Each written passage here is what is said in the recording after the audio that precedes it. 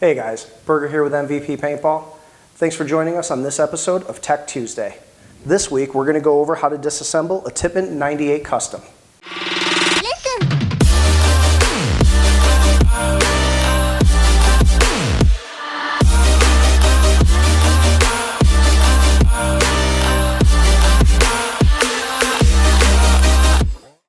Whether it's one of our rental setups or a customer's gun, occasionally a Tippmann 98 Custom needs to get broken down, broken paint or dirt and paint in the breech, something like that. So we're going to take this apart, we're going to check all the O-rings and make sure it's oiled, make sure that it works properly. I already degassed this and cleared the breech off camera, so I already know that it's safe, but you always want to treat it as though it's not. So just have some caution when you're doing it. One of the first things that we're going to do is we're going to pop the latch and take your feed neck off, place that to the side. You can unscrew the barrel. Sometimes these are a little tight, so you might just have to unscrew those first and then you can get it off a little bit easier. Want to make sure that that doesn't roll around and roll off the table and get dented or anything. So for this, we need a 1/8 Allen key. You can see that there's a bunch of different Allens in here. The ones that I like to start with are actually on the ASA, right on the bottom here. You don't have to take these ones all the way off, just unscrew them a little bit. There's actually a nut inside the handle that prevents them from popping out. And we're just going to go around to all of them.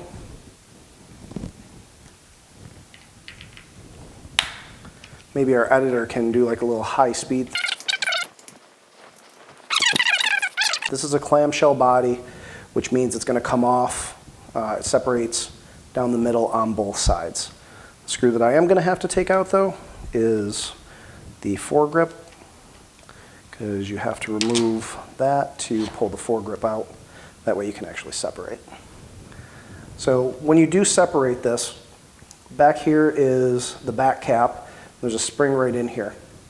Sometimes when you separate this, the spring, if it's under tension, it'll end up flying something out. So just want to make sure that as you separate this, kind of hold on back here, push down, just gently pull everything apart.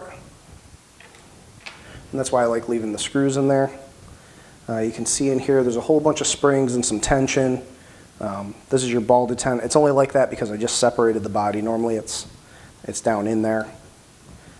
So you can see that there's a lot of stuff that you could potentially lose. So you want to take your time with this and just gently pull up on that back cap, pull out the springs. This is your main spring. That's what's going to be adjusting how hard your striker, your rear bolt, hits the valve, which opens up and pushes air out. Just kind of set that to the side.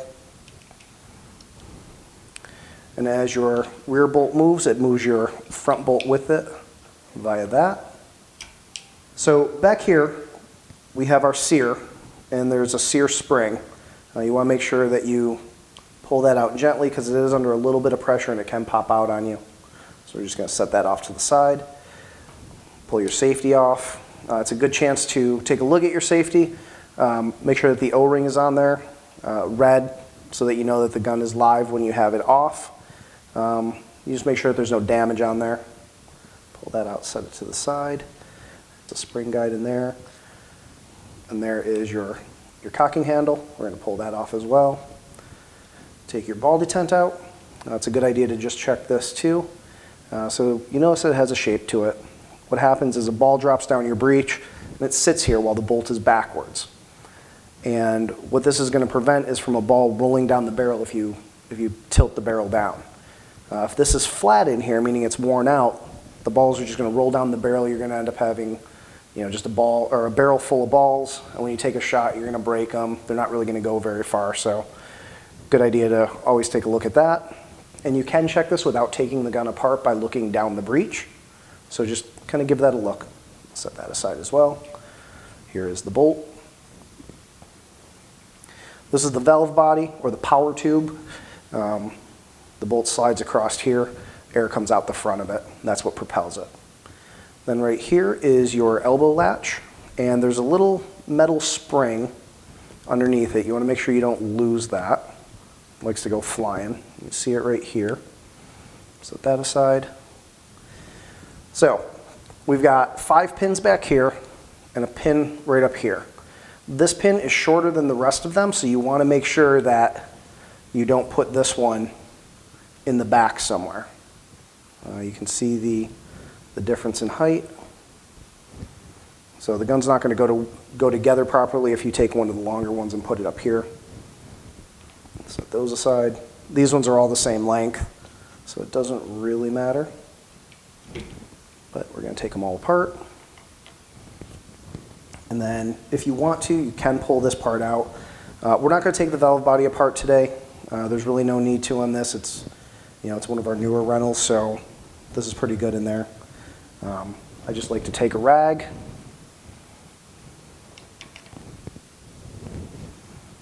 give it a wipe. Anytime that you're cleaning up any of your markers, you really want to remove any of the old residue. Make sure that there's no paint residue, any oil. It's better to start with fresh coats of everything. And I'm going to do the same thing to the other side. And you can take those screws out, but for efficiency, I don't really need to on this. I'm just going to set that aside as well. All right, so this is looking pretty good in here.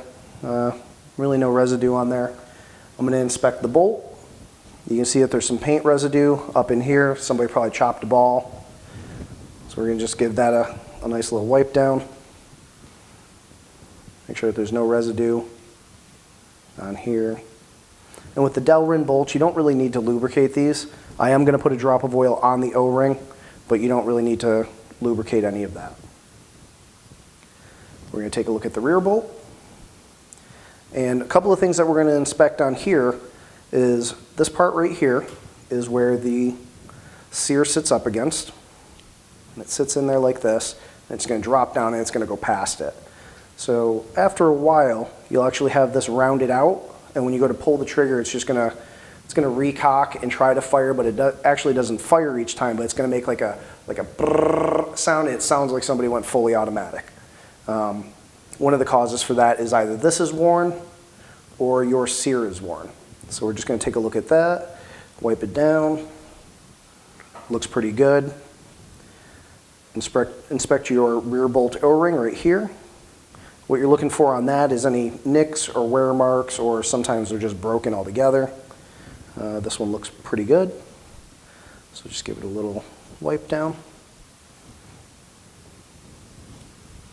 And then you want to look at your springs, your main spring. What I like to do, sometimes after a while these will actually get weak in the middle and they'll break. And when they do that, they compress on each other, the ends compress together, and you lose velocity for it. What I like to do is just give it a little bit of a twist each way, make sure that it doesn't just break. But again, this is a pretty newer one, so no issues on that. This is the spring guide. It's going to go right back in there. And then this is a little bumper that is preventing your rear bolt, where did I set it? Right here, from hitting all the way against your back cap. So just give this a little look, make sure it's all in one piece and it's not all ragged. All right, so we've cleaned everything off, made sure that there was no old oil or any paint residue. So now we're going to start putting it back together. There's a lot of parts here. It can be very intimidating.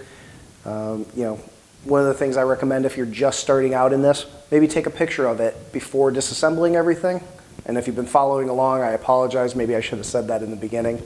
Sometimes it's a good idea, though, to just take a picture of it. That way you kind of have a way of getting back to where you started. You can also look up the manual online if you don't still have it when it came with your gun. So one of the places I like to start is I just take the bolt, put it back over there.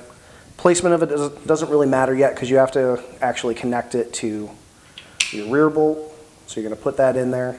And when you put this in, you want to make sure that this little cutout piece is on the bottom, because again, that's where your sear sits. And it goes into the valve body. So it goes in there like that. We haven't put any more oil on here yet. I like to kind of assemble everything first. So you're going to put this in, and then attach that in. There's 2 little pins on here. So you just want to make sure that this rod is in between those and that those are set in there deeply. And we are going to put this little guide back in. There's a little indent on the front of that too. That's going to be for that spring. Then your main spring, you forgot the cocking knob, goes back in. And there is a hole in here. So when you line this up, if you put it in this way, your rear spring's not going to go anywhere, so you have to turn it until your spring goes in. Then on your back cap, you're going to notice that there's one hole that's kind of offset, and that's where your top spring is going to go. Let's put our bumper back on there. And our spring guide, because that popped out. Yeah, if you compress these, sometimes you get stuff that goes flying all over your shop. So we're going to line that up. And then there are two little ridges here that go into the two grooves in your body. Just push that in. Make sure it lines up. You don't want to see too much of an angle on these springs in there. And then that part is assembled. You want to make sure that that's pushed in tightly because you can get stuff that pops out. This is a little rear sight. If you've ever shot a paintball before, you know that those don't really do much for you. It's more to make the gun look cool. We are going to take our pins, place those back in. You just put them back in the holes that they came from. Like I said, the only one that really matters is the short one. That short one goes up front for your latch. And all these ones are the same size. So we're just going to put them in there. Set it in. We're going to inspect the sear before putting it back in. Now, sometimes people don't realize which way this goes in until it's too late. On these, when you set it in there, you're going to see this opening right here. There's a little bead on the upper part of this, and that's where the spring is going to go into. So this is the correct orientation for it. So you want to make sure that you set those back in there properly. To put the spring in, I like to push the top in first, and then just kind of guide the rest of it in with my finger. That goes in there like that. Then we're going to put our trigger back on. And the spring for the trigger goes under. I always like to go the top first and then just kind of compress it and push it back in. So we're looking good back there. The trigger guard, which was attached to the other side, you want to take it off, put it back in here. And you can see the way that this sits in. The long piece right there, the shorter end over here. That just goes in, sits in like that. Your safety slides back in, push it all the way in. It's a lot easier if you have it on safe as you put it in. It's easier to line up. We're going to take the ball detent. Now the ball detent will go in either way.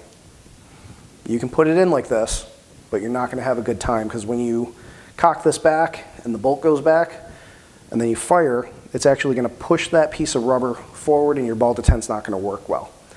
You can put it together like this, so you always just want to double check the orientation of your ball detent. You kind of have it so that the bolt pushes it down towards the front, almost like it's talking out the front. Talking. So we're going to put the ASA back in, and these are those nuts that I was talking about. You just kind of line them up right into the body. This is probably honestly the most frustrating part of reassembling a 98, is this little spring right here. So this little spring gets sat in there, and then you take your latch, and there's a little hole right here, and on this spring there's a little nub that sticks up. So you have to put that through the pin, line up where the little stub is into the latch, and then you hold it down and put it over this so it sits in there like that. A lot of times what will happen is you'll go to put the clamshell back together and you accidentally hit that and it pops up a little bit like so, and the body won't go back together, so you have to pull it apart, which usually means you're going to pull a few pins, reset your ball detent. So you just want to make sure it's kind of sitting in there. And if that little spring gets bent, it happens more frequently than not trying to put it back together. So just give it a once over on your mat. Make sure that you don't have any spare parts laying around, because you shouldn't. I do have one extra screw, but that's going to go into here. And this goes on after, and this goes on after as well. So we're looking good. So as you put this on, there's a bunch of stuff that you need to line up. It just goes on like that.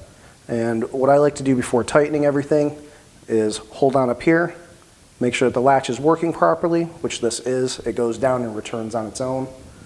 Put that back there, the little pin here. So everything looks like it's nice and tight. Put the foregrip back in. The longer screw, which by the way, this is the only different size screw that's in here.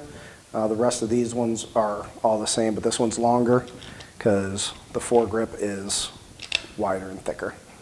So we're just going to tighten all these down. And what I like to do is go through and not really tighten it yet, just kind of screw it, make sure that it's kind of pulling everything together evenly. Kind of just bounce around a little bit. You don't want to tighten these two down too hard, because then that kind of tilts it and these don't necessarily line up properly. So by doing it in this fashion, you're making sure that everything is equal. And then once I get everything snugged, I just go back through, give it a little hand tighten. You don't need to tighten these down too hard. Just enough that they don't back out on their own. And then make sure to tighten your ASA screws. Screw that in. And screw that in. So your latch for your feed elbow, there's two little pieces here, just goes to the side, slides in, and that's what hinges it. And then when you push it forward, you typically don't need to push this down to get that latch on. It should go on its own. You will always have to push it down to get it off, but it goes back on like that. Take a look at our barrel. We're nice and clean down there. If the barrel wasn't clean, I would take a barrel bag to it or a bayonet to it and give it a nice clean. Tighten that down. And that is how you disassemble, reassemble your Tippmann 98 Custom. Now, for any of you guys that have been watching, you'll notice that I forgot one thing, and I did it intentionally. We're going to say intentionally. I didn't lube anything. So that's actually to demonstrate that you can do this without taking it apart. You are going to want to take it apart for regular maintenance and cleaning, but one of the things that you can do is if you cock it back, make sure you're on safe. Take your oil, give it a little drop of oil down into there. I just like to put a little drop right there too. I got a little messy with it. So that's lubed back there. Drop this. And then look down there, we're good. Another thing that you can do is in your ASA, just put a couple of drops of oil, and then when you gas up the gun, all that oil is going to go through, lubricate everything up for you. That's it for this week's episode of Tech Tuesday. Thanks a lot. Test, test, test, test, test, test. And I went to squeeze it in, it went. This week on Tech Tuesday, like a cut.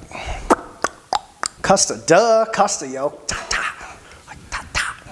You're just old and can't hear. I'm just old and can't talk, apparently. So whether it's one of our rental guns or one of our so whether it's one of our rental, occasionally I need to just start getting water bottles and put vodka in it. So this week, we're going to go over